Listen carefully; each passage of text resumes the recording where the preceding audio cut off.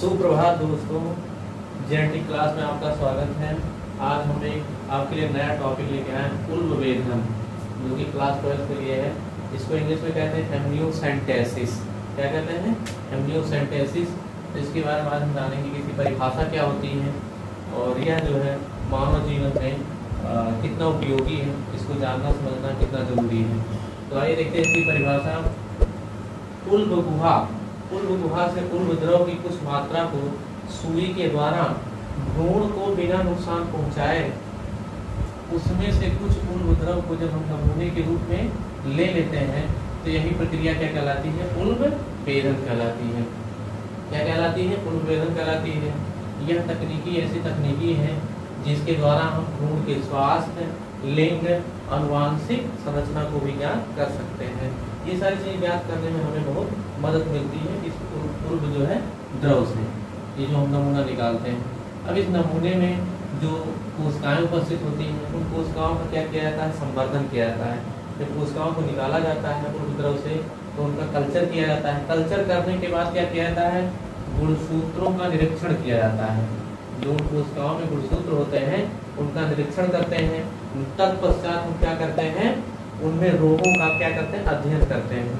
जब हमें रोग का पता चलता है और लगता है कि भ्रूण में ऐसा रोग हो गया है जो जन्मजात जो है ठीक नहीं हो सकता है, तो ऐसी स्थिति में हम पेशेंट को क्या कहते हैं?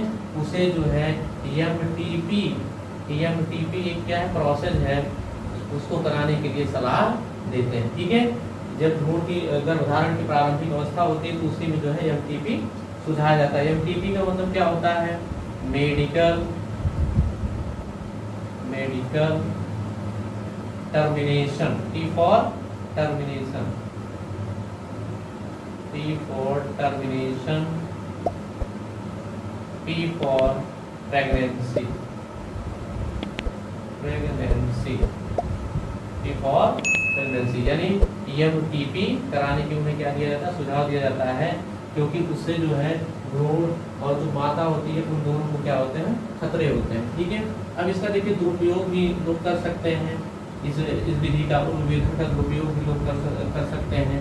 इस विधि से लिंग का पहचान भी किया जा सकता है, जो कि क्या है? गैर कानूनी है। लिंग परीक्षण करना क्या है? गैर कानूनी है और इसका जो पहचान करना गलत है। यदि लोगों को पता चल जाता है कि भ्रूण क्या है? मादा। क्या है? मादा है, तो लोग क्या करते हैं? उसका गर्भपात करा देते हैं, जो कि दंडनीय अपराध होता है। इसलिए भारत सरकार ने क्या किया? भारत सरकार ने एक जो है एक्ट लाया जिसका नाम प्री नाटल डायग्नोस्टिक तकनीकी एक्ट सन 1994 में इसको लाया गया और इसको लागू किया गया। इसके अकॉर्डिंग जितने भी आनुवांशिक सुझाव केंद्र होते हैं उन सभी केंद्रों और प्रयोगशालाओं का रजिस्ट्रेशन करवाना अनिवार्य है। अगर ऐसा नहीं करते हैं, इसका उल्लंघन करते हैं, तो उसमें जो है सजा का प्रावधान किया गया है।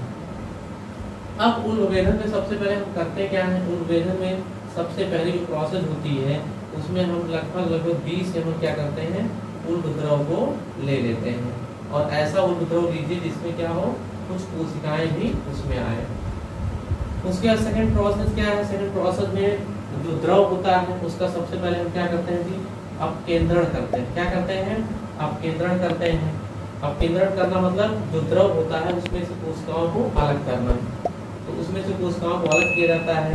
फिर कोशिकाओं के द्वारा जो है जब कोशिकाओं की जांच होती है तो उससे पता चलता है कि जो है जो लिंग है वो क्या है? फीमेल है या मेल है। फिर उसके बाद उसमें जो है डीएनए का क्या किया जाता है? परीक्षण किया जाता है कि डीएनए का जो है क्या स्थिति है इसमें। उसके बाद फोर्थ प्रोसेस है जो उल्बद्रव होता है उसका विश्लेषण किया जाता है। इसके बाद फिफ्थ प्रोसेस क्या है? कोशिका का जो है पोषक माध्यम में संवर्धन किया जाता है, उसका कल्चर किया जाता है। वो भी कहाँ पे किया जाता है? प्रयोगशाला में, लैब में किया जाता है। उसके बाद जो संवर्धित कोशिका होती है उसमें जो बीमारियां होती है, विभिन्न बीमारियों का क्या किया जाता है? विश्लेषण किया जाता है। तत्पश्चात पता चलता है कि भ्रूण में कौन सी बीमारी है। यदि मान लीजिए जन्मजात ठीक ना होने वाली जो है बीमारी है तो उस स्थिति में क्या किया जाता है? चिकित्सीय सगर्भता जो है क्या कहते हैं कि जो विधि है एमटीपी, किसी एमटीपी का उपयोग जो है करने के लिए लोगों को सलाह दिया जाता है कि भ्रूण की जो प्रारंभिक अवस्था में एमटीपी का उपयोग करें, जिससे वो सुरक्षित हो जाए।